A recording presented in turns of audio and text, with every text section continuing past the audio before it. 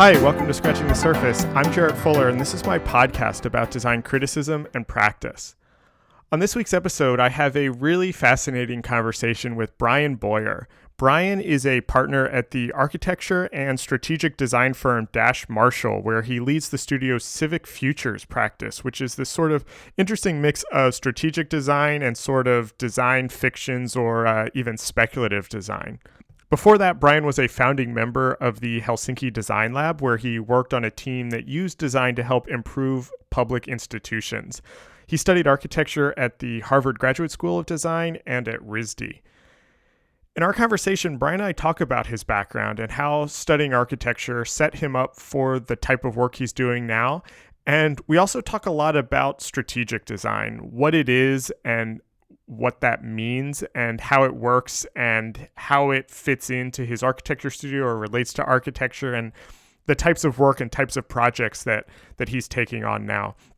I know I say this often, but this conversation was so interesting to me. I admittedly didn't know much about strategic design before we talked, and especially didn't know how it was different than, say, design thinking, but just found the way Bryan talked about design and the way he thinks about design really fascinating, and found strategic design to be a mode of work that I personally really want to explore more after this conversation.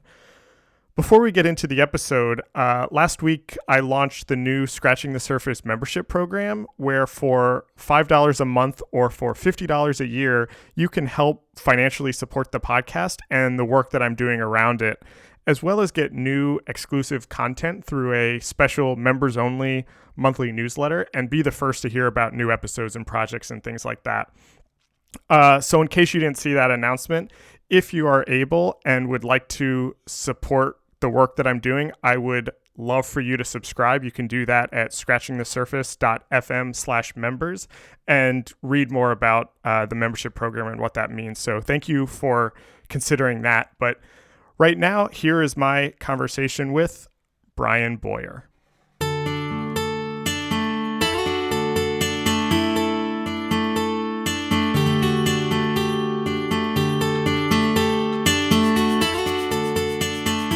I always do a lot of research before I start talking to people, and I had a kind of idea of where I wanted to start, and then I had read an interview last night that you had done a couple years ago for Archineck, where you talked about your career starting at a startup, and it kind of messed up the flow of how I wanted to start. And so I want to talk about that early part of your career, how you started doing what you were doing. So you originally were working kind of in tech or online? Yeah, I started college and then dropped out after a year and a half and went to start a company with 4 colleagues. Oh, wow. And, we were basically building a product which was a kind of browser assistant, which is a phrase that doesn't even make any sense anymore, but a browser assistant for tying services together across the web. So for instance, this was in 2000 that we started the company, and in 99 when we were doing some of the early development work for it, you had a wish list on Amazon, but you had no way to keep track of things on other e-commerce sites or bookmarks across different sites in a way that was not tied to the one computer where you save those bookmarks on. Right. So it provided a layer on top of the web, and we basically built through scraping an API, or what you would now talk about as an API that allowed you to connect different parts of the web together. So if you book a plane ticket on Expedia and you want to put it on your Yahoo Calendar, our system kind of helped you do that, right? And this was 2000, you said? Yeah. So this is like pre-Web 2.0 even. Yeah, exactly. So we were doing really bizarro things with JavaScript using bookmarklets, which is basically JavaScript in a bookmark, right? And then using that to pull in a bunch of code on top of whatever website you're on, and then basically launching this little application in the browser. So that came out of, I guess my hobby as a nerdy school child. Okay. That's what I was going to ask. I don't want to spend too much time talking about, 20 your career 20 years ago, but you were interested in programming or tech, or kind of how did those things come together? Yeah, I mean, maybe give you too much backstory. Okay. When I was in high school, my stepmom worked at the communications department of the local college, and I begged her to get me in there to use the scanner so that I could scan, if I remember correctly, some like Street Fighter books that I had. Yeah. Because I wanted to do something with the images. And that led to then having like a really minor job in the computer lab, like helping take care of all the Macs in the lab. Right. And that was around the time that HTML and the web were really kind of making their consumer debut. So that was in the mid 90s. And I learned HTML as the standard was being written. So, oh, wow. When tables were invented, then I learned how to write tables. And when JavaScript came along, then I learned how to write JavaScript. So, oh, that's interesting. That for me, it was always, it was just kind of a fun thing to do. And then later at college, I met particularly my friend, Ben Brown. He and I ended up working on a number of side projects like little webzines and things like that. And it became a really generative way to think about how you push technology to do things that it's not used to doing. And that was fun. Yeah. So how do you go from that to then what I assume is going back to school or returning to undergrad to study architecture? How'd that shift happen? Right. So I drop out of college, go start the company. We ran that for a little bit less than a year, and then it was too late to start a company at that point because the Web 1.0 bubble had already burst, and right. Yeah. Ended up working for a company in Texas, and then moved to Silicon Valley and worked for a startup there, and grew with the company from, I think I was number 7, and when I left, it was around 80 or 90 employees. Yeah. And I at one point looked around and thought, do I want to do this for the rest of my life? And yeah, I've been there. That sounds familiar. Yeah. So the answer was no. And what I thought about was the parts of the technology work that I enjoyed. And, really, it was always about building tools that allow people to do new things or do things in new ways. Mm-hmm. And when I thought about how else I could do that, architecture seemed like another way to pursue the same interests. And I decided that I was going to go back to school and that architecture was what I would study. And so that's what I did. And then did you want to, this is a really weird question, but did you think you were going to be designing buildings? Like, is that kind of what you were thinking at that time? Oh, totally. Okay. So then how did that, I don't mean to kind of rush through all of these things, but how did that change? How did you get to Helsinki is basically where this is going. Because sure. Did you ever really work as a architect in the traditional sense? Well, it's a really messy question to answer because no, not after school. I worked for summers as an architect doing architecture things. Right. And then after graduation, I did not. But fast forward to now, I have an architecture studio with colleagues. And so there's a mix. But I guess to get back to your question about how one goes to architecture school and then doesn't use the degree at all. Yeah. Well, I've talked to, just to kind of clarify a little bit. I think I've talked to a lot of architects on the podcast. I have a lot of friends who studied architecture and then go on to do things that are not considered architecture or to work in kind of tangentially related fields. And I'm always interested in what you learn in architecture school and how that sets you up to do all of these things that are not building buildings. Right. You know what I mean? Well, actually maybe an interesting connection here is that when I was a youngster working in the tech community, like all my friends were 10 plus years older. Right. And a number of them, particularly the ones doing the design side of building the web, had studied architecture or were architects. Yeah. And I remember like thinking, wow, these guys these guys and gals are really smart.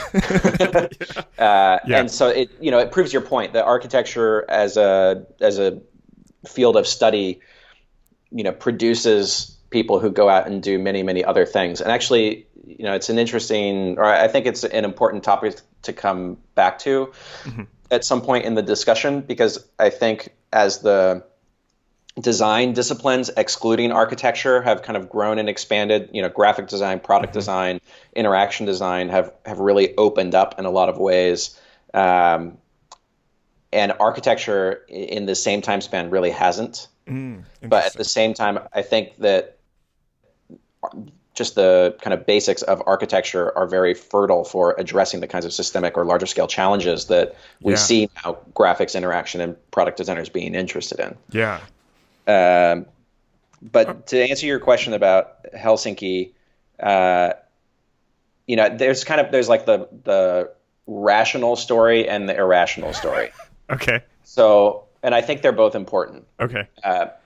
Let's say there's like the thinking process story and there's the unconscious story. Okay, I love it. And the thought process was, I graduated in spring of 2008, and I moved with the person that I was dating at that point, who had a job at a very fancy architecture firm in Switzerland, and the idea was that I'd move there and I'd get a job as well. Okay. And I taught for the summer and did a fellowship, and then by the time it was September or so, and I was putting together the portfolio and really trying to shop around for jobs, Lehman Brothers collapsed, and then the entire global economy collapsed. Right. And that means that no architecture studio, as far as I could tell, anywhere on the planet was hiring. Yeah. And at the same time, my professor, Marco Steinberg, who was actually my first professor in grad school, and then I had done work with him after that, he had actually, before graduation, he had said, I'm going to go to Helsinki and do some work that I think you'd be really good at. You should think about coming with me. And I said, no, I'm going to go be a famous architect, obviously. Yeah. So no, thank you. And when I didn't have any options in architecture, then, I kind of course, confidently, but actually sheepishly called Marco and said, hey, maybe I will come to Helsinki and do some consulting work for you, just while I let the economy come back. And I did that for a few months, and then that turned into, hey, this is really interesting. And in fact, this is much more interesting than going to work for some big architecture firm. So, that's the kind of conscious story or conscious thought process that I went through. Right. But when I think about it, in grad school, the projects that I worked on were not like the architecture-y type of projects. Right. And the internships that I sought were a mix of architecture and non-architecture stuff like IDEO. So, I think even if I had gone into an architecture studio, it wouldn't have been very long that I would stay there. That's my guess. Yeah, I mean that makes a lot of sense now. The kind of the way you describe that, and I'm kind of curious. And you started touching on it a little bit, so I kind of want to pull it out a little more. Is at the design lab, your job, I don't know how to phrase this, but you use the term strategic design as kind of what you were doing. And so I have two questions around that. And the first one is, I would love for you to kind of define or describe what strategic design is. And then I think that's a potentially good way to bring in what you were mentioning earlier about how these other design disciplines are starting to expand. And if there were things from your architecture education that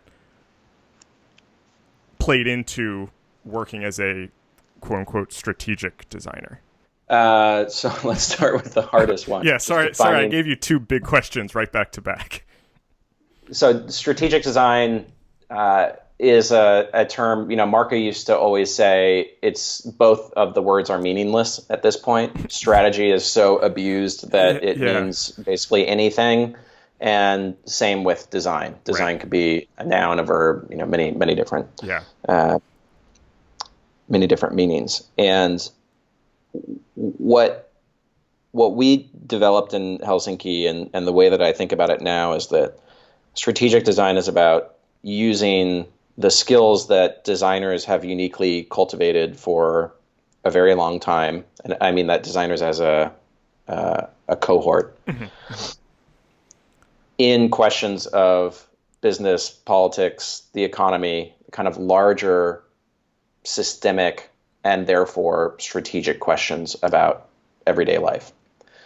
And that means working upstream earlier than designers usually get invited into the process. Okay. And so in that realm, in Helsinki, we talked about it as the designer bringing the skills of integration, visualization, and stewardship. So integration being the ability to pull a bunch of stuff together and synthesize it into a thing. Right. Visualization being the ability to draw, to sketch, to use diagrams, to make models, prototypes, etc., as a way to externalize or produce a kind of, I think of it as producing an object that people can orient their thoughts towards or around, as opposed to just communicating from my brain to your brain and leaving lots of opportunity for things to be not necessarily misunderstood, but just understood differently between the two noggins. Mm-hmm.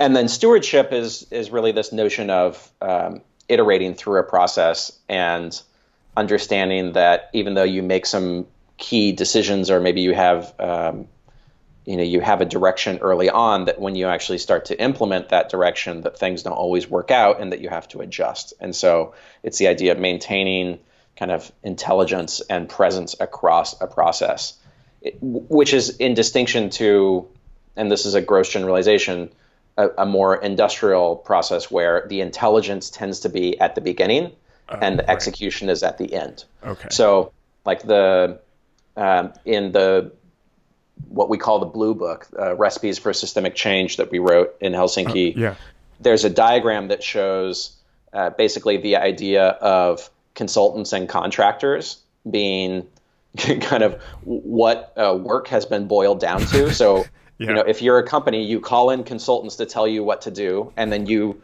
usher them out of the room, and then you call in contractors and you say, okay, now do it. Right.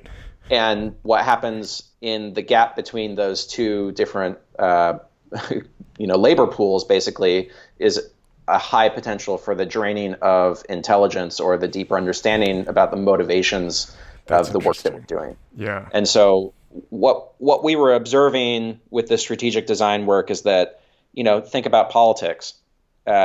If we imagine, and this is tough today, but if we imagine for a moment that politicians have the best interest in mind, and that they go into a room and they make some decisions, right, and then they pass those decisions on to the various agencies and departments who are going to enact those decisions, there's a gap in the understanding between why the decisions were made and how the fine-grained details of their enactment should be carried out. Right. And that's the kind of thing that would drive a designer crazy, because that's like, designing your book and sending it to the printer and never going for press check. Right. And never caring about what kind of paper stock it's on. And, all those things that are details, and they don't matter from a big picture perspective, but they do matter from how the work is received and experienced. And so, perhaps naively, what we are trying to do is bring this ability of designers to think about the various parts of a problem, to use unique tools in that thinking process, and to work across the duration of the process into contexts where designers are not usually involved, like business and politics, et cetera. Right. Does that, this might be a really stupid question, but I'm thinking, you had mentioned when you were in school being interested in companies like IDEO, and I'm curious how how strategic design is different than kind of the IDEO branded design thinking. Well, the really simple version is I don't think thinking is enough. Okay. So Okay, I like that. if you, or I will say, in my own experience, having the opportunity to speak to people who are running government ministries or a department of City Hall or even running City Hall itself, when you speak to executives on top of these large organizations that we can all point to and say, we know that there are problems in this organization and it's not performing the way that we as citizens would like it to. Mm-hmm. The people at the top very often are aware of the challenges. They might not be aware of them in their full depth, or they might have a different opinion about it, but they understand the complexity of the organizations that they're working on very often. Right. And, they might need some help with ideas about what to do, but it's also a challenge of implementing those ideas. And in an organization, that means it's a social challenge because organizations are people. Right. So the design thinking, if I'm being really simplistic, I think that design thinking has been billed essentially as a kind of creativity additive Right. for organizations. And, like my girlfriend, my partner is a lawyer. She's one of the most creative people I know. Right. Right. Right. So I don't think that creativity necessarily is the challenge. I don't even think that empathy necessarily is the challenge. Those might be parts of it. But Yeah. I think the bigger issue is that the institutions that we have now in the 21st century were designed at some point in the past, and they were fit for service at that point. But they're not anymore because the context has changed. So we can't just think about rewiring those institutions. We have to think about it and also figure out a way to implement that rewiring or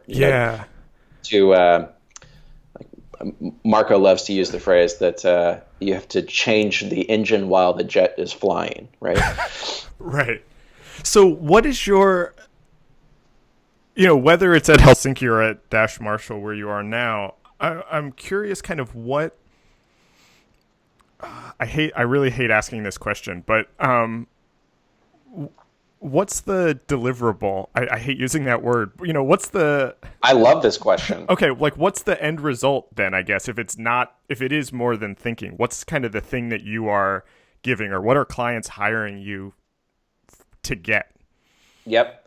So it depends on the situation. Helsinki was unique because we were a part of the government. Right. So the Finnish Innovation Fund, which was kind of the host entity of Helsinki Design Lab, where I was an employee of the Finnish Innovation Fund. Oh, okay. We were part of the government. We had our own pool of funds that were separate from kindergartens and fire stations and all the other stuff in government. So it wasn't like a zero-sum battle for money, and that meant we could go to the Ministry of Education and say, hey, we want to work with you on one of your thorniest challenges. So you pick the challenge, we'll bring the approach and some resources, and we'll work on it together. And in that context, you can do a lot. Right, yeah. Because you have the liberty to say, what we need right now is to be a neutral kind of a neutral actor who can convene a diverse set of stakeholders that wouldn't usually be together to give the ministry input on their challenge from a new perspective. Mm-hmm. Or it could be, we're going to work with you to develop a pilot program. Or it could be, we're going to embed somebody, a designer, inside one of your teams for a year and help you understand what that could mean for your organization writ large. So, I think in the best case scenario, when we're talking about strategic design, the outputs are very diverse, from changing the organizational structure to thinking about what's missing from that organization as a whole, to enacting or developing new processes internally. But, equally, what I've been concerned with lately is this question of, ultimately all of the projects that I've done as a strategic designer at some point come back to the question of culture change. Oh, interesting. Right? So everybody says it's inevitable, whatever project it is. Like I just did a project with one of my HDL colleagues who now teaches at RISD. Okay. And we were doing a studio on narco trafficking in the US. Oh, interesting. So very different from the work that I was doing Yeah. anywhere else. And sure enough, as part of that discussion, amongst many other things that came up, culture change was one of the issues. How do we change the culture to, in this case, help people feel like they have some kind of hope, Right. that they have some kind of future?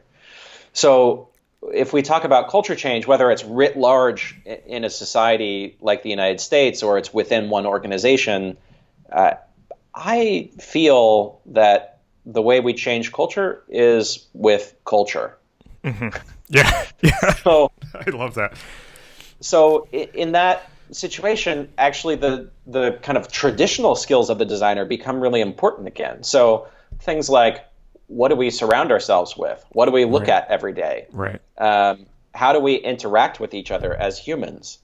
Like, what are the artifacts? What are the routines and what are the rituals that are part of our life? Right. And designers have been obsessing about and nudging forward those things for their entire existence. So, when you asked about deliverables, I gave you a list of kind of very highfalutin things Yeah. that frankly are incredibly difficult to even have the opportunity to try to implement, let alone be successful implementing.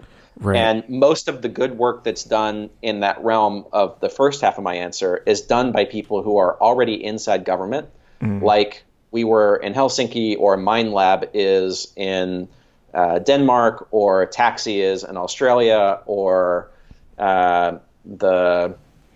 it's not quite in government, but close, the Mars Discovery Center is in Toronto. There's a lot of organizations now around the world that are using design from inside government, not as consultants. And that's my kind of biggest, I believe that position of working as an insider Yeah. is really the only way to make significant change. Yeah. So, but then on the opposite end, this question of how do you make evident a culture of change Right. is, I think, something that's often overlooked because it seems trivial. So for one of our projects, we created T-shirts for things like street trees and potlucks and sidewalks and streetlights, because the foundation that was driving that project was interested in people kind of looking at public assets in a new light. I was like, well, I can talk to people all day long about how great the library is, but it's quite a high cognitive load required to engage in something like that, a discussion about the benefits of the library in a democratic society. Yeah.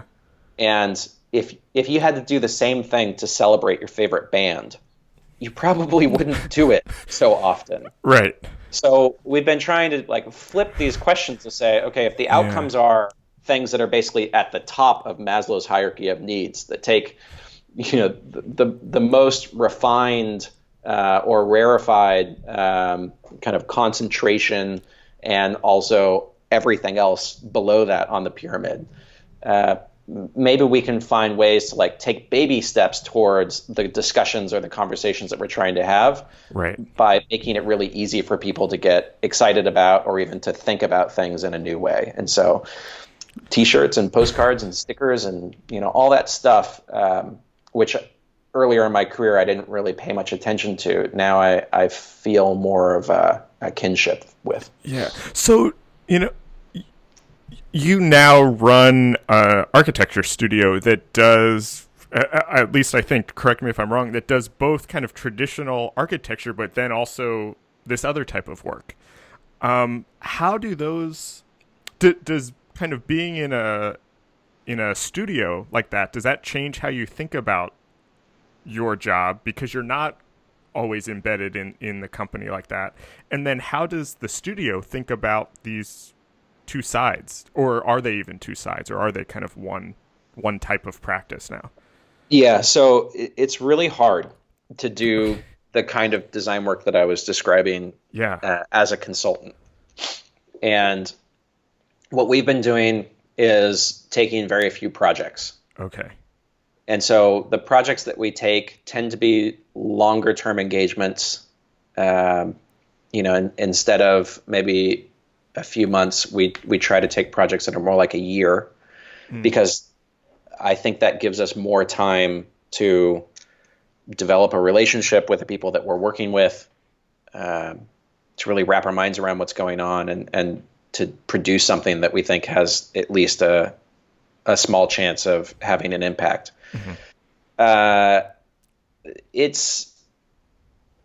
It's something that we're still figuring out. Actually going back to the question of deliverable, is what's the right deliverable for a consulting studio like ours? Yeah. So we've been experimenting with things like film and I wanted to ask you about that actually. Different types of media, basically focusing more on media. And I don't know. When I came back to the States, I thought, okay, what am I going to do? And one of the downsides of having worked at a very singular organization is that there's nothing else like it. Right. So when I looked around, I was like, oh, it's not even like there's a thing that's like Citra, like the Finnish Innovation Fund, but just not quite as good, or maybe a little bit more political or something. There's just nothing like it. So I decided to focus it more on the private practice and to fold the strategic work into the architecture studio with my two colleagues, my two partners. And, I will say it's a very different type of work, but I think what's been useful is having to think through this question of how you practice, or what a strategic design practice looks like in a different mode, because I think it's a field, or it's a corner of the design field writ large that is still developing, certainly, and needs to develop still.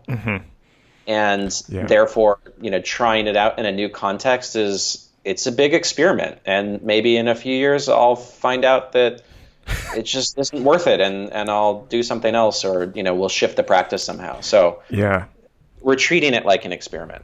I want to, you mentioned video and kind of treating this as an experiment. I wanted to ask you, I have two thoughts. I wanted to ask you about this kind of, I don't know, the initiative or kind of way of working that you're calling Civic Futures that you describe on the site. I love this, as I'm reading it from the site right now, a mashup of Bleekerian design fiction and strategic design with a little bit of Adam Curtis style connection-hungry narrative stylings mixed in.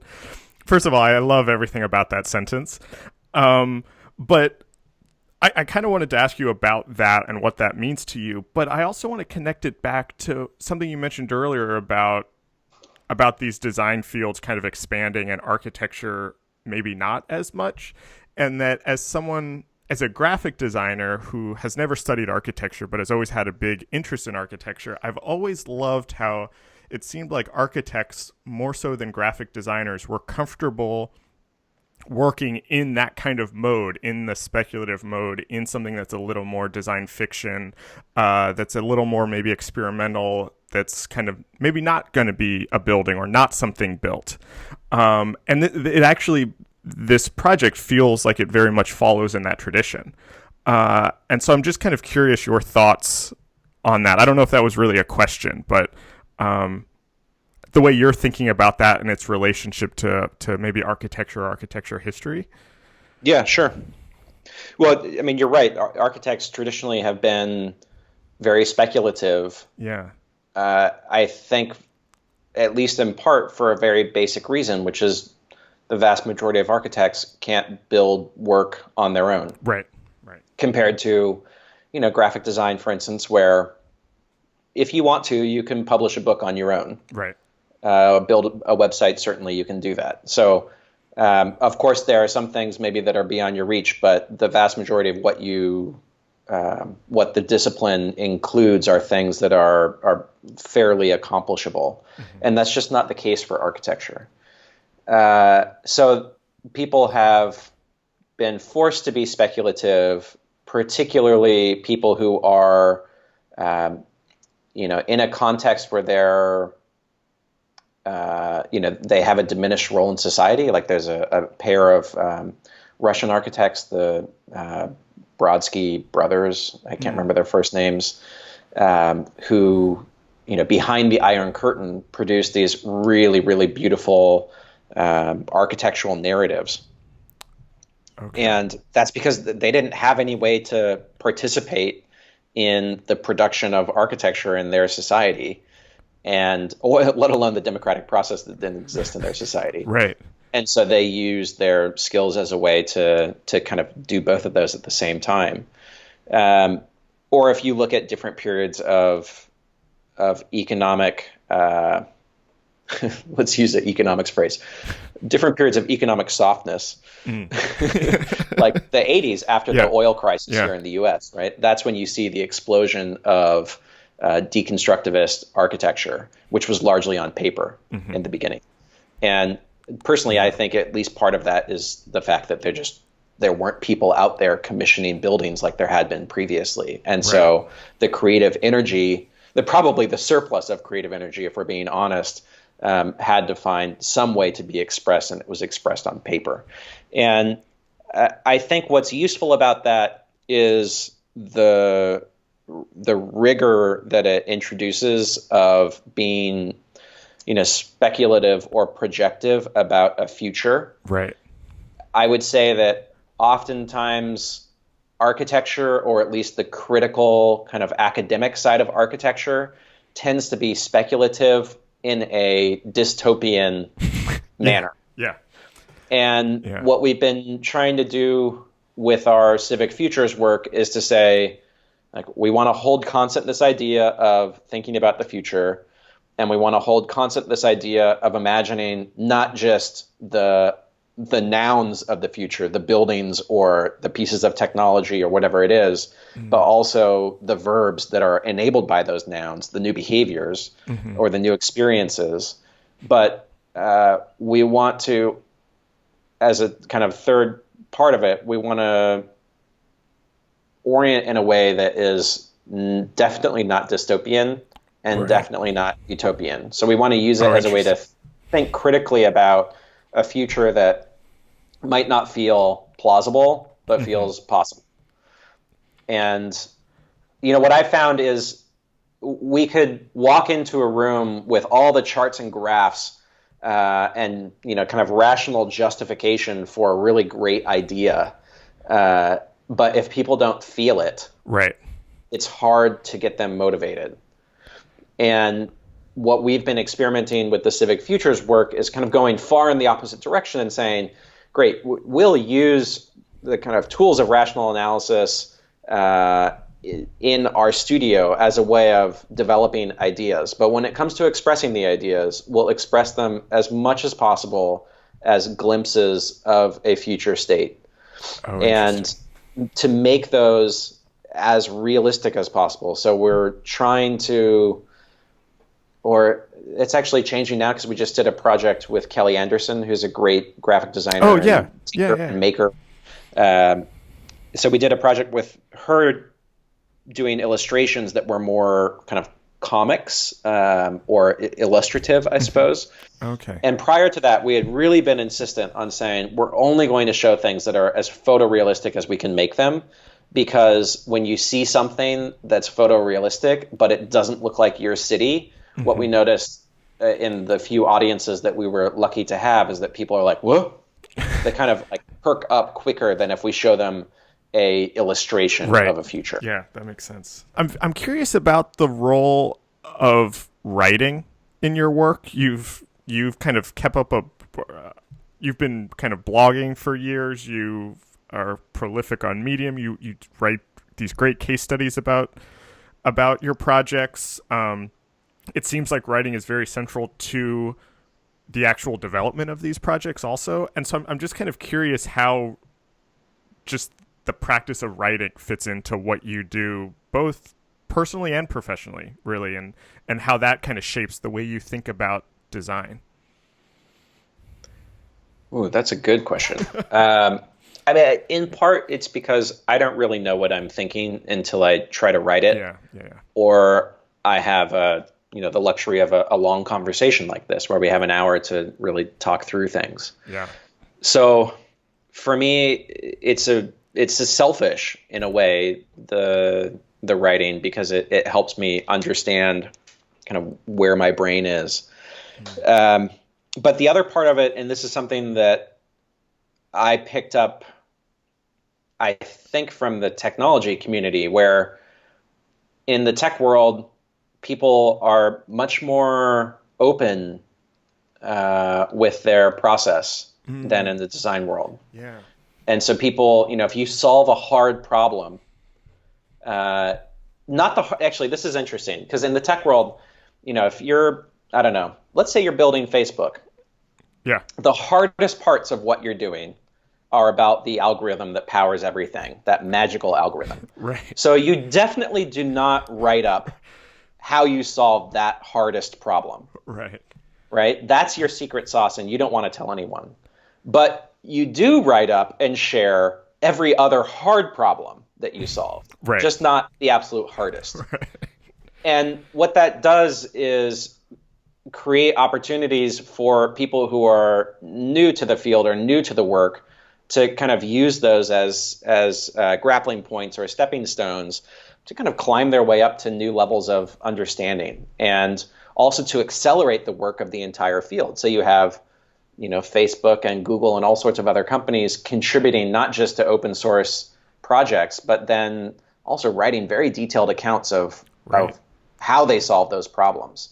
And that's something that, certainly we were involved in, or I was involved in when I was part of that community. And I've just never really understood why designers are so cagey about what they do. And so with particularly when we started the work in Helsinki, recognizing that it was a new way, or let's say a slightly different way of thinking about the role of designers and even the day-to-day tasks of designers, like your question about deliverables is really appropriate, or it's a really valid question, because like, what the hell are you actually doing? That we wanted to bring to life as much as possible this alternative path for designers. Yeah. Because if we couldn't do that, then there's really no future path for it, right? Because there are very few schools that are teaching the kind of design work that we were talking about. So we felt like, at the time, part of the strategy there was to change government and change design. Yeah. And on the changing design side of things, writing about the process of design was the primary tool that we developed. Yeah. I love that. And that leads in great to what my next question is. And this is a question that I ask everybody. This podcast really started as a kind of inquiry into design criticism and how we talk about design, specifically graphic design, because I felt like so much of as you kind of touched on a little bit, so much of the writing about graphic design was either here's how to do this thing in Photoshop or something, or it's kind of the quick critique of big Fortune 500 company has a new logo. Let's see if it's better than the other one. And I felt like there was a deeper way we could talk about graphic design.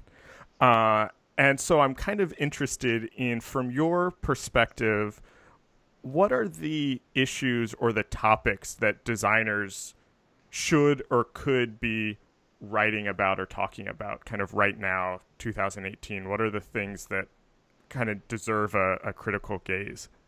Oh, man. I'm going to think about this one for a minute. I should have warned you about this. Well, I had intended to listen to some episodes of your podcast, and then I would have known what questions you're going to ask. And unfortunately, I didn't have time. No, that's okay. But, I think right now, designers and other people called humans are freaked out. Yeah. And, I think a lot of people are worried about what's going on particularly in this country with our politics, but equally in pretty much every other country about the climate and all sorts of other serious issues. So I have a hard time kind of navigating this because I feel like, on the one hand, I genuinely do think that designers have a unique role to play particularly in telling the story of how we make decisions about things that are very hard, quantitative, you can calculate them, and things that are very soft and fuzzy, like emotions and feelings that you absolutely cannot quantify, but bringing both of those together to make singular decisions. Like that, I think, is the special sauce of designers, and it's something that we as a community have not articulated very well because we get caught up in things like creativity being what we do. Right. But actually, it's this ability to make decisions about hard and soft together at the same time that makes us really unique. So while on the one hand, I think there's a role for that, as we described or discussed in the strategic design stuff, there's a role for that in like go into government, go into business, like have an important position.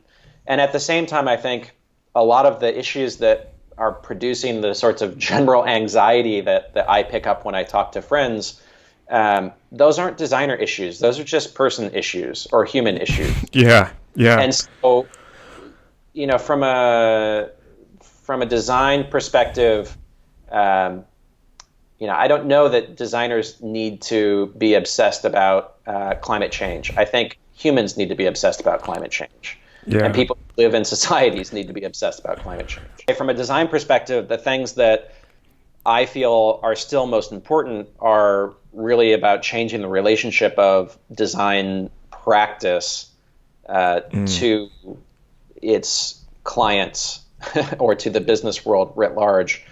Because I'm pretty tired of seeing designers or design studios overworked, underpaid, underappreciated, and nobody's going to change that for us. So we have to do it ourselves. And that means, being much more serious about business issues, being much more serious about how we negotiate contracts and, all that little nitty gritty stuff. Yeah. But like a self-help manual for graphic designers to negotiate better contracts, like that's going to do a little bit, but that's not enough. And I don't know how we make progress on this, but I certainly see in the field of architecture, like there's just not enough focus on it. My last question, this is another one that I ask everybody, is I'm kind of curious, who are the I'm going to ask you this in two ways. Who are the kind of writers or the books that have really influenced how you think about all of these things? And then secondly, or alternatively, if it's a better answer or if it's a different answer, are there books or is there a reading list that you would recommend to designers who are interested in this kind of mode of practice that you're talking about? Books, there are lots.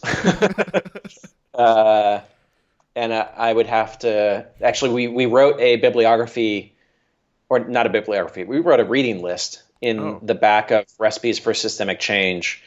And that's still probably the starting point that I would point people towards, and I'd have to crack it open to remember what's on that list. We can direct people to that book, though. Yeah. But in terms of other things that are kind of more on the top of mind, I've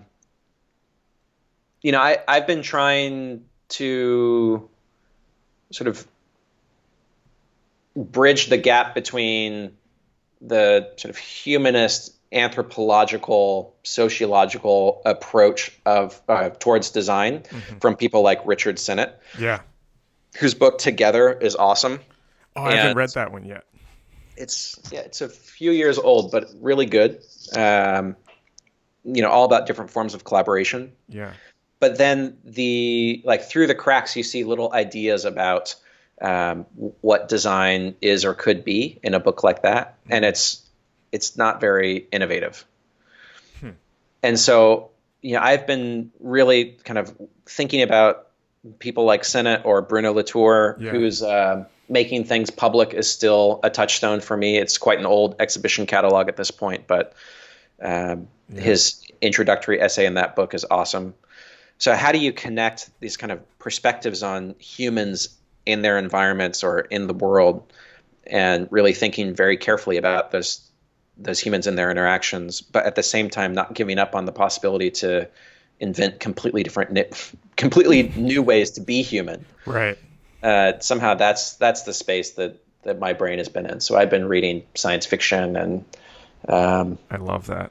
economics, history, and really random. That's great. That is so interesting, and I think is actually a really nice way to wrap this up. Bryan, thank you so much. This was so fun and interesting to me. I'm a big fan of you and your work and the way that you think about these things, and it was so great to kind of pick your brain about all of these things. I found it so interesting. So thank you so much. Well, thank you, Jared. I'm honored to be on the podcast, and it was a really great conversation. Like I said, this is the only way I can figure out what I think. So I appreciate the opportunity of having your help on that. Yeah, of course. If I can always just give people a place to kind of sort out things, I feel like I've done my job. Awesome. This episode was recorded on February 20th, 2018. Our theme music is by Andy Borgasani. We're on Twitter and Instagram at Surface Podcast. You can find us on Apple Podcasts, Google Play, SoundCloud, and at scratchingthesurface.fm. Thanks for listening.